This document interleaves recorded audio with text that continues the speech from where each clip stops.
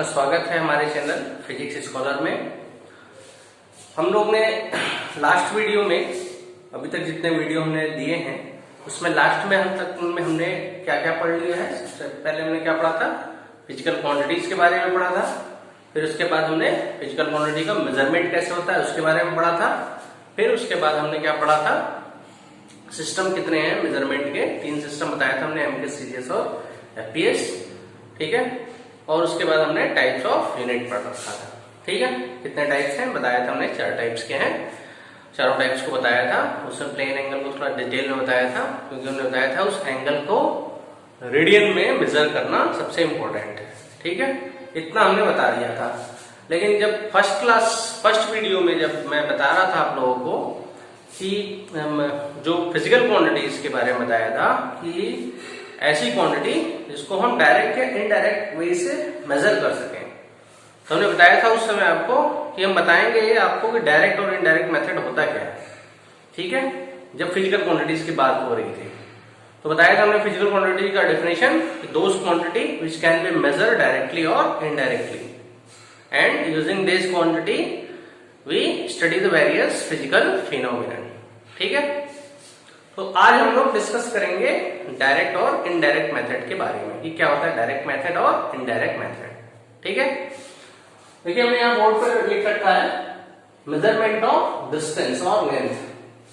हम लोग मेजर करेंगे डिस्टेंस को, यानी लेंथ को मेजर करेंगे। ठीक है, 2 मेथड है मेजर करने का, एक डायरेक्ट मेथड और एक बोलते हैं हम इनडायरेक्ट मेथड। ये लिस्ट हमने बना रखा है यहाँ पर डायरेक्ट मेथड का, metre scale, vernier scale, screw gauge, और इनडायरेक्ट मेथड का पैरेलैक्स मेथड लार्ज डिस्टेंस के लिए, मॉलिक्यूलर मेथड है वेरी स्मॉल डिस्टेंस के लिए।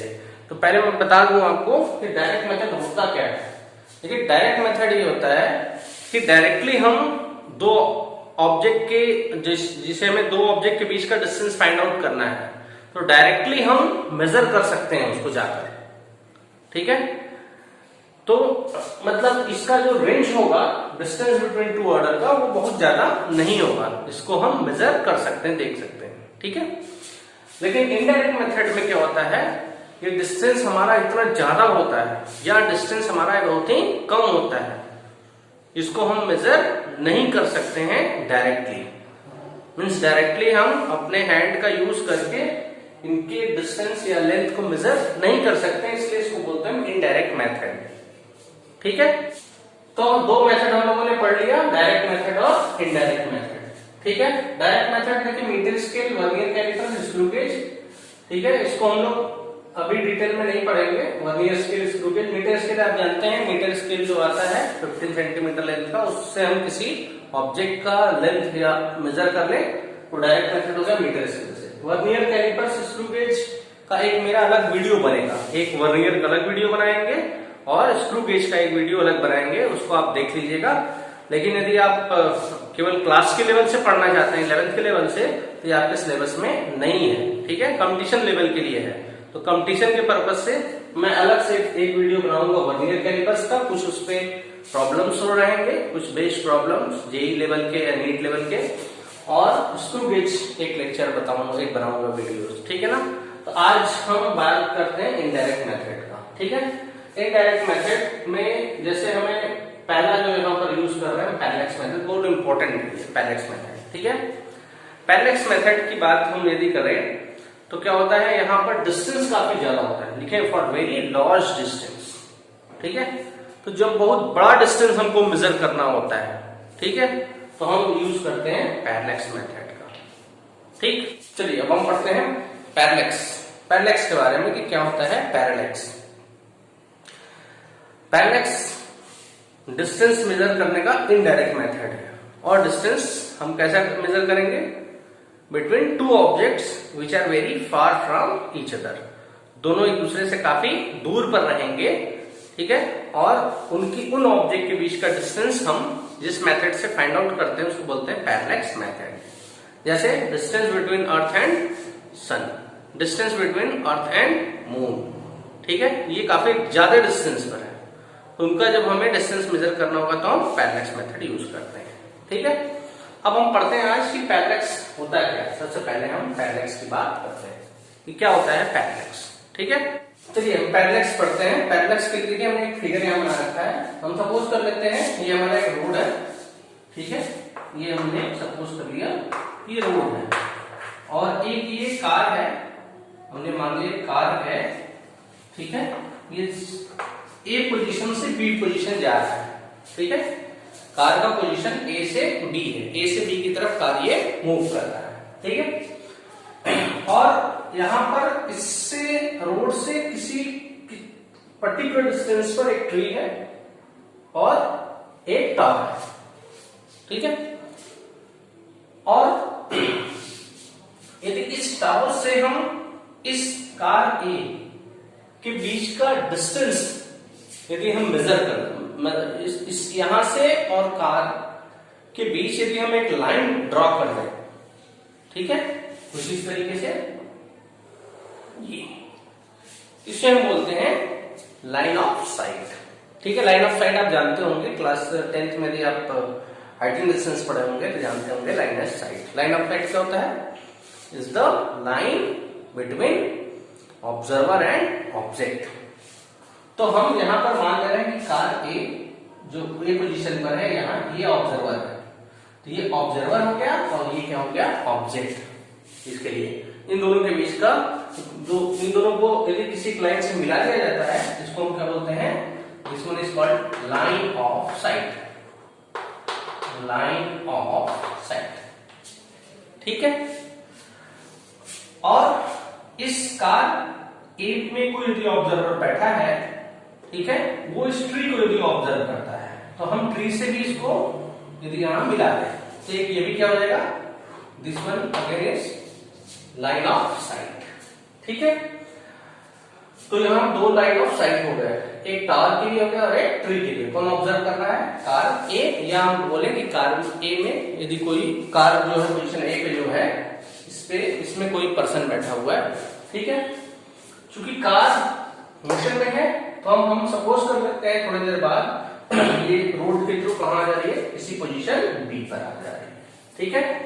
अब इस पोजीशन बी पर जब ये पहुंचा, हम क्या करेंगे? इससे इसके लाइन को मिला देंगे, डिस्टेंस को, और इससे इसके डिस्टेंस को हम इसे मिला देंगे, यानी ये लाइन क्या हो जाएगा? Line of site. ये भी क्या हो जाएगा? This one is line of site, ठीक है। और ये भी हमारा क्या हो गया? Line of site. ये दोनों लाइन ऑफ साइट हो गया। और यदि हम बीच से एक लाइन ड्रॉ कर देते हैं, इसको हम बोलते हैं रेफरेंस लाइन या लाइन ऑफ रेफरेंस, या रेफरेंस लाइन, या इसको क्या बोलते हैं? लाइन ऑफ रेफरेंस, ठीक है। समझ में आ गया फिगर आपको? ठीक, तो देखिए समझ में आ गया आपको जो फिगर में है लाइन ऑफ साइट, इसकी हो गया जब पोजीशन ए पर है। अब एक चीज ध्यान से हम देखें, इस कार जब पोजीशन ए पर है उस समय वो यदि टावर और ट्री दोनों को ऑब्जर्व करता है, तो टावर को देखेगा, तो टावर क्या दिखेगा? इसके लेफ्ट में दिखेगा, लेफ्ट, और ट्री इसके राइट में दिखेगा, ठीक है। यानी हम ये बताएं, यदि कार में कोई ऑब्जर्वर बैठा हुआ है, वो देखता है टावर को, तो टावर इसके लेफ्ट दिखेगा, ट्री कहां दिखेगा? राइट दिखेगा। लेकिन यदि हम टावर की बात करें, टावर का ऑब्जर्वर मान लिया जाए, तो टावर जब इस कार को देखेगा तो इसकी क्या दिखेगा? राइट, और ट्री क्या दिखेगा? लेफ्ट दिखेगा, ठीक है। कार जैसे ही ए से किस पोजीशन पर आता है? बी पोजीशन पर आता है, ठीक है। जैसे ही बी पोजीशन पर आएगा, अब इसको क्या दिखेगा? जैसे बी पोजीशन पे आया दिखेगा इसे ट्री क्या है? इसके लेफ्ट पोजीशन पर, और टावर किधर है? इसके राइट पोजीशन पर, ठीक है। और टावर की यदि बात करें तो टावर के लिए हम देखें तो ये कार इसके किधर होगा? लेफ्ट, और ट्री किधर हो जाएगा? राइट। जो पहले इसमें टावर के लिए पोजीशन, इसका पोजीशन क्या था? राइट, ट्री का लेफ्ट। अब टावर के लिए इसका पोजीशन क्या हो जाएगा? लेफ्ट, इसके लिए राइट हो जाएगा। तो पोजीशन चेंज होगा, ऑब्जर्वर जो भी ऑब्जर्वर रहेगा वो ऑब्जर्व करेगा तो देखेगा पोजीशन लेफ्ट का राइट, राइट का लेफ्ट हो जाएगा, ठीक है। तो यही मेथड को हम पैरेलक्स कहते हैं, ठीक। लेकिन एक चीज इसमें हम और बता दें आपको, पैरेलैक्स बताने इसमें, देखिए यदि हम सपोज ये करें, इस कार ए जो पोजीशन ए पर है इसकी जगह हमारा आई है, ठीक, और इसकी जगह हमारा आई है, एक लेफ्ट आई है और एक राइट आई है, ये हम कहते हैं, एक लेफ्ट है और एक राइट आई है। अब यदि ये लेफ्ट आई है तो राइट आई को, जैसे ये लेफ्ट है, ये राइट आई को हम ऐसे कवर कर दें और केवल लेफ्ट आई से हम देखेंगे तो हमें क्या दिखेगा, ट्री का पोजीशन राइट हैंड साइड और तार का पोजीशन लेफ्ट हैंड साइड, ठीक है। लेकिन यहां पर यदि हम राइट आई से देखें और इसको अब हम कवर अप कर दें, इसको कवर अप करके और राइट हैंड आई से यदि हम देखते हैं तो हम क्या देखेंगे, ट्री का पोजीशन किधर होगा, लेफ्ट, और तार का किधर हो जाएगा, राइट, ठीक है। तो यदि ये कार मोशन में है, ये डिस्टेंस ट्रेवल कर रहा है फ्रॉम ए टू बी, तो हम देख रहे हैं ए पर, ए के रिस्पेक्ट में इसका पोजीशन राइट है, लेकिन बी के रिस्पेक्ट में, पोजीशन बी के रिस्पेक्ट में इस ट्री का पोजीशन किधर है, लेफ्ट में है, ठीक है।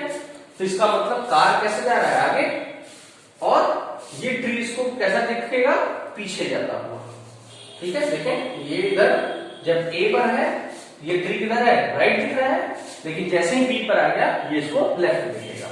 तो लेफ्ट दिखने का मतलब यहां पर जब पहले पोजीशन था और जैसे ही कार बी पे आया तो ये ट्री कुछ लेफ्ट शिफ्ट हो गया, ऐसे ये लेफ्ट ऐसे शिफ्ट दिखेगा, लेफ्ट दिखेगा। इसका मतलब ट्री का एक पोजीशन यहां था, अब ये लेफ्ट दिख रहा है, इसका मतलब ट्री के पोजीशन में क्या हो रहा है, चेंजेस हो रहा है, ठीक है ना। इसको बोलते हैं वर्चुअल डिस्टेंस और displacement travelled by an object with respect to observer. Observer के रिस्पेक्ट में किसी ऑब्जेक्ट का वर्चुअल डिस्प्लेसमेंट होना ही क्या कहलाता है, पैरेलैक्स कहलाता है, ठीक है। तो इसमें हम देखते हैं पैरेलैक्स में ये जो रेफरेंस पॉइंट है या लाइन ऑफ रेफरेंस है, ये लाइन ऑफ रेफरेंस क्या बताता है कि टावर और ट्री यानी दोनों ऑब्जेक्ट जो हैं सेम पोजीशन पर है, ठीक है ना। इस कंडीशन में कोई पैरेलैक्स का कंसेप्ट नहीं होगा, ठीक है ना। जो भी है हम लेफ्ट या राइट देखते हैं इसी रेफरेंस लाइन के रेस्पेक्ट में देखते हैं। और यहां पर हम देखते हैं ए और बी जो दो डिफरेंट पोजीशन है कार के, A and B are the two different position of car, जो है इनके बीच का जो डिस्टेंस है, या हम कहें ए बी, ए पर यहां ऑब्जर्वर है और बी पे ऑब्जर्वर है, तो दो डिफरेंट पोजीशन हो गए ऑब्जर्वर के। तो ए बी क्या हो जाएगा, डिस्टेंस और displacement between two different position of observer, जिसको बोलते हैं बेसिस। तो this A B equal to basis, समझ में आया। बेसिस आपको, बेसिस का हम लोग यूज करेंगे न्यूमेरिकल सॉल्व करने में। तो basis is the two different position of observer, distance between the two different position of observer, इसी को बोलते हैं बेसिस। बेसिस लाइन का ड्रॉ करेंगे, न्यूमेरिकल क्वेश्चन सॉल्व करेंगे, ओके। अब देखिए, अब हम पैरेलैक्स मेथड समझ गए, पैरेलैक्स क्या होता है, लेकिन पैरेलैक्स मेथड का यूज करके हम कैसे डिस्टेंस निकालते हैं between two objects which are very far from each other, ठीक है। देखते हैं, सपोज कर लेते हैं ये अर्थ है और अर्थ के ये दो पोजीशन हमने ले लिया, ए और बी। ये अर्थ का दो पोजीशन हो गया, ए और बी हो गया, ठीक है। और इससे पर्टिकुलर डिस्टेंस पर हम सपोज कर लेते हैं यहां पर एक कोई प्लेनेट है पी, इस चीज को हम इसको मिला देते हैं। सपोज कर लेते हम यहां पर कोई प्लेनेट है पी, ठीक है, जो कि अर्थ से काफी ज्यादा डिस्टेंस पर है। तो हमको क्या फाइंड आउट करना है, अर्थ से इस प्लेनेट के बीच का डिस्टेंस फाइंड आउट करना है, जो कि बहुत ज्यादा है, ठीक है। हम मान लेते हैं यहां से आपके बीच का डिस्टेंस कैपिटल डी, ठीक है। और ये भी हम यदि चेक करें सिमेट्री से डी आ जाएगा, ठीक है। ये एंगल थीटा, इसको बोलते हैं पैरेलैक्स एंगल और parallactic angle. Theta is the parallax angle और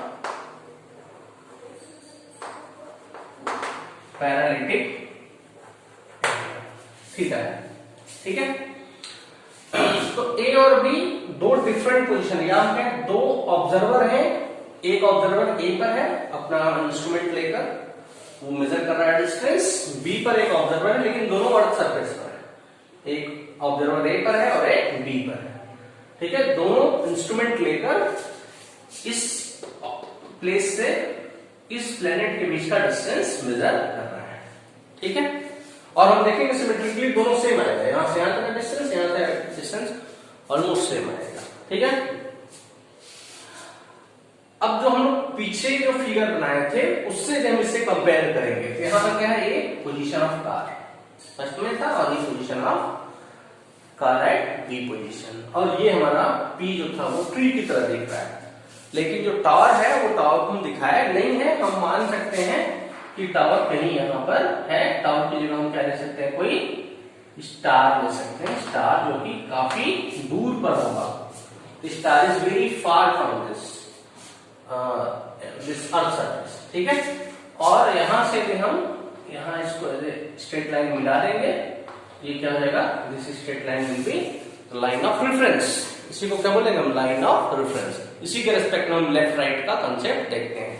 ठीक है, जो पैरेलक्स हमने बताया था, लेकिन ये स्टार भी मोशन में होगा, लेकिन इस ए और बी पोजीशन यानी अर्थ से इसका डिस्टेंस इतना ज्यादा है स्टार का, ये बहुत स्लो मोशन करता हुआ दिखेगा। तो लगेगा ऑब्जेक्ट ये स्टार की ए बी यानी ए और बी दो पोजीशन जो अर्थ है, यहाँ पे अर्थ के रिस्पेक्ट में ये स्टार क्या लगेगा, ये रेस्ट में है। ठीक है ना, क्योंकि काफी दूर है इसलिए बहुत स्लो मोशन करेगा। ठीक है, तो ए और बी से हम दो ऑब्जर्वर हैं और उसको देख रहे हैं प्लेनेट के बीच का डिस्टेंस। ठीक है, और ये थीटा क्या हो गया, हमारा पैरेललिटिक एंगल हो गया। ठीक है, अब हमको क्या फाइंड आउट करना है, डिस्टेंस। तो हमने बताया था ये जो ए और बी है, मींस ए बी क्या है, is the two different position of an observer. ठीक है ना, ऑब्जर्वर के दो डिफरेंट पोजीशन है जिसको हम बोलते हैं basis. A B is equal to what, basis. Suppose it is small B, यहां से हमने क्या ले लिया, स्मॉल बी ले लिया। ठीक है, तो हमने यहाँ पे क्या लिया, इनके बीच का डिस्टेंस स्मॉल बी, इसको हम बेसिस बोलते हैं, बता दिया बेसिस क्या होता है। ठीक है, अब देखें यदि एंगल बहुत छोटा होगा theta, theta is very small, theta is very small. ठीक है, तो हम क्या लिख सकते हैं, this angle theta equal to what, equal to R upon radius. क्या लिख सकते हैं, आर अपॉन रेडियस। तो इस एंगल के लिए आर क्या हो जाएगा, बेसिस, तो this will be what, this will be A B upon radius कितना होगा, आइदर पी ए और पी बी, और we can write capital D. Clear, तो थीटा हम थीटा यदि हम एंगल, एक्चुअली जो ऑब्जर्वर है वो क्या मेजर करते हैं, थीटा एंगल को मेजर करते हैं। ठीक है, तो यहां से हम देखें डी इज इक्वल टू कितना हो जाएगा हमारा, D is equal to A B upon theta, और A B is equal to what, B upon theta. ठीक है, by measuring the angle theta by an observer at position A and B, जो A और B position पर है वो major कर लेंगे angle by measuring the angle theta, and b is the distance between two different position of observer। ये तो हम कैलकुलेट कर ही लेंगे, इजी होगा। ठीक है, we can calculate the value of capital D। ठीक है, means distance between earth and very far planet। ठीक है, इस फॉर्मूले से हम देखेंगे कि हम लोग डिस्टेंस मेजर कर लेंगे किसी भी अर्थ और उसके काफी डिस्टेंस में कोई प्लेनेट है। ठीक है, तो ये हमारा फॉर्मूला हो गया। अब हम देखेंगे इसके बेसिस पे कुछ न्यूमेरिकल क्वेश्चंस देखेंगे। ओके, अब देखिए हम क्वेश्चन करते हैं, एग्जांपल 2.2 एनसीईआरटी का है। ठीक है, थोड़ा लेंथी है लेकिन इजी है, ध्यान से पढ़िए। देखिए, a man wishes to estimate the distance of nearby tower from him, he stands at a point A in front of the tower C and spots a very distant object O in line with AC. He walks perpendicular to AC up to B, a distance of 100 meter, and looks at O and C again Since O is very distant, hence the direction BO is practically the same as A. But he finds that the line of sight of C shifted from the original line of sight by an angle theta is 40 degree, which is given parallax or parallel angle. Estimate the distance of tower C from the original position A. ये question NCERT का है, ठीक है। अब देखिए इस questions को solve करने के पहले हम फिगर बनाते हैं, फिर से देखते हैं उसको, सोल्यूशन यहाँ लिखते हैं। फिगर एक बार क्लियर हो जाएगा तो हो जाएगा काम, ठीक है। A man wishes to estimate the distance of nearby tower from him. एक टावर है, ठीक है, टावर, और एक पर्सन जो है मैन है एस्टिमेट कर रहा है, उसको डिस्टेंस निकालना है, जिस पोजीशन से है वो उस पोजीशन से टावर का डिस्टेंस निकालना है। क्या बोल रहा है? Stands at point A in front of the tower C. तो देखिए यहाँ पर जो सोल्यूशन हम करने जा रहे हैं इसका, ठीक है, तो देखिए क्या है, man wishes to estimate the distance of nearby tower from him, he stands at point A in front of the tower C. तो हम यहाँ ऑब्जर्वर को ले लिया हमने ए, और इसके ठीक फ्रंट में एक टावर है, इसका पोजीशन है सी, यानी एसी क्या हो गया, line of sight between observer and tower, ठीक है। उसके बाद बोल रहा है and spots very distant object O in line with AC.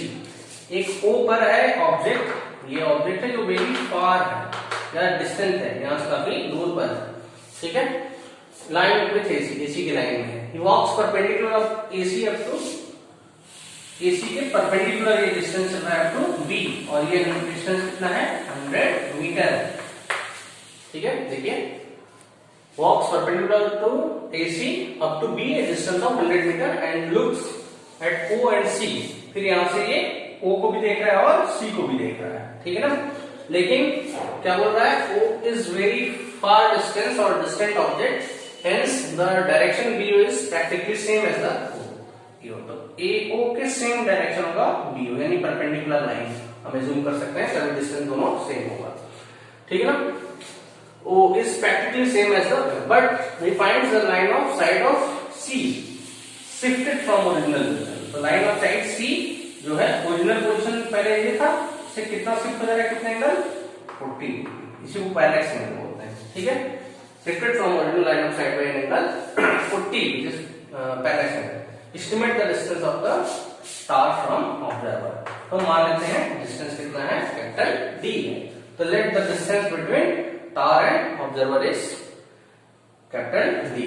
क्या होगा, अब देखिए हम ये परपेंडिकुलर दे दिया है, यानी ये राइट एंगल ट्रायंगल है, तो हम क्या लिख सकते हैं, राइट एंगल ट्रायंगल कौन सा, CAB, CAB, और हमें इसमें रिलेशन फाइंड आउट करना है। इस एंगल के लिए क्या होता है, परपेंडिकुलर, और ये क्या हो जाएगा, बेस। जिस एंगल की बात करनी होती है उसके ठीक सामने परपेंडिकुलर होता है, जो बचेगा वो बेस, 90 के ठीक सामने तो हाइपोटेनस, क्लियर। तो क्या हो जाएगा, tan 40 will be equal to what, will be AB upon AC, perpendicular upon base, और AB कितना है हमारा, 100 मीटर अपॉन ये कितना है, D है।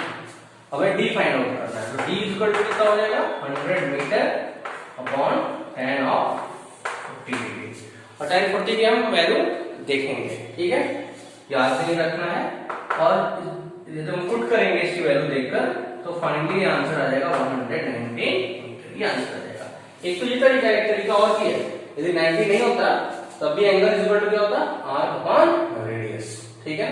हालांकि रेडियस नहीं होगा क्योंकि the CP is different from the length of CP is different from length of CP because it is right angle triangle, और हम जानते हैं हाइपोटेनस सबसे बड़ा होता है। तो ये क्वेश्चन हमने अभी सॉल्व किया, ठीक। अब देखिए अगला क्वेश्चन हम करते हैं एनसीईआरटी का है एग्जांपल 2.3, ठीक है। क्या बोल रहा है, the moon is observed from two diametrically opposite points A and B on Earth. The angle theta subtended at the moon by the two direction of observation is 1 degree and 54 minutes. ये minutes का sign बताया था हमने। Given the diameter of the Earth to be this much, find the distance of the moon from the Earth. ठीक है, figure देखिए बनाते हैं, क्लियर हो जाएगा। The moon is observed from two diametrically opposite position of points A and B of the Earth. तो पहले कर लेते हैं हम एक A और एक B, दो पोजीशन लेते हैं अर्थ का, ठीक है, 2 पोजीशन हमने ले लिया अर्थ का। और हमको क्या फाइंड आउट करना है, the moon is observe from 2 diametrically, और ये डायमीटर क्योंकि डायमेट्रिकली पोजीशन बोल रहा है, तो मून इज ऑब्जर्व, कहीं मून यहां पर है, हम सपोज कर लेते हैं कहीं यहां मून है, और ये अर्थ हमारा जो अर्थ है, या हमने मून को यहां से ये लेंगे, ठीक है ना। तो moon is observe from 2 diametrically position A and be on the earth, ठीक है।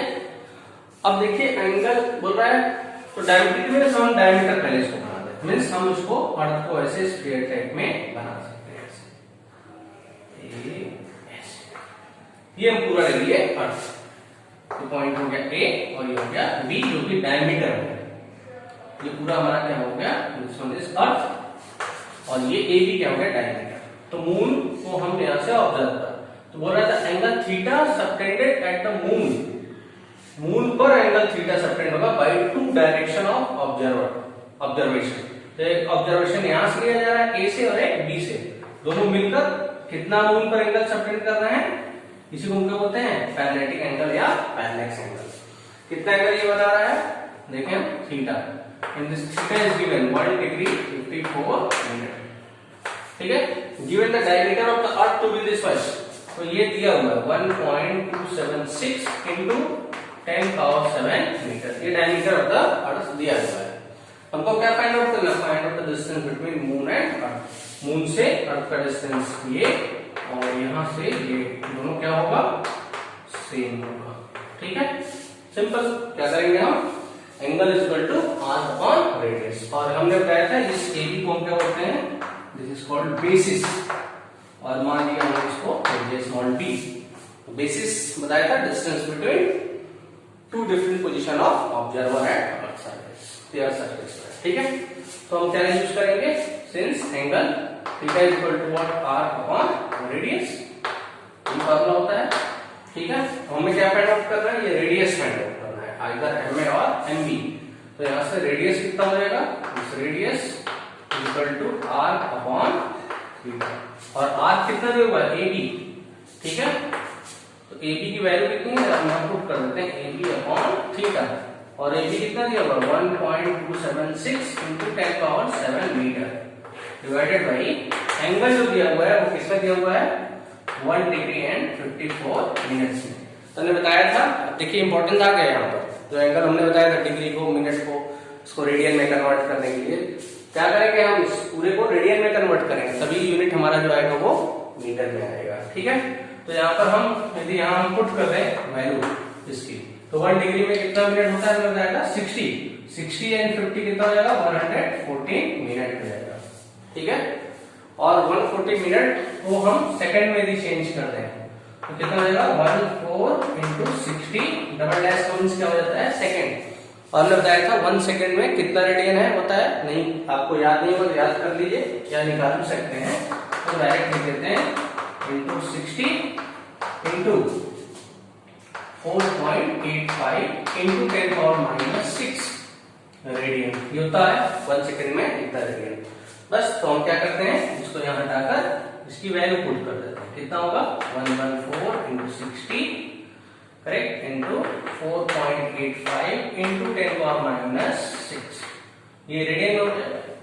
तो जो आंसर हमारा आएगा वो मीटर में होगा, ठीक है। और आंसर आप लोग सॉल्व कर लीजिएगा, हम आंसर लिख देते हैं, ये होगा 3.84 into 10 power 8 मीटर।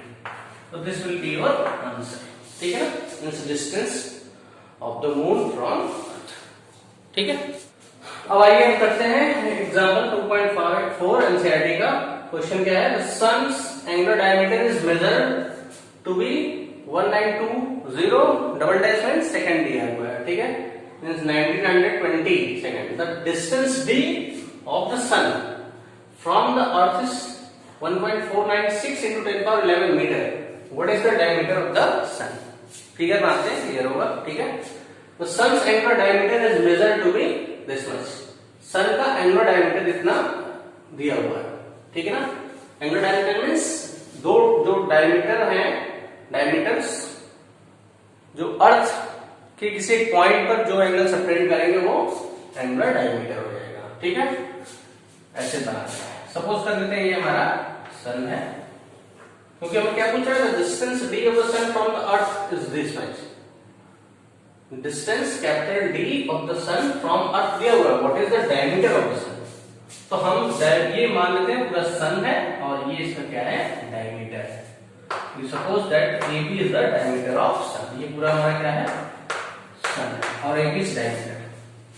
तो अर्थ कहीं यहां पर है, सपोज कर लेते हैं इस पॉइंट पर, this point is suppose E is the position of earth. और ये एंगल जो दिया हुआ है, इससे हम इसको यदि हम मिला लेते हैं, ये जो एंगल दिया हुआ है is theta is given and it is 1920 double dash means second है, ठीक है, इतना दिया हुआ है हमको डायमीटर। और क्या होता है, diameter D of the sun from the earth, the distance D of the sun from the earth means distance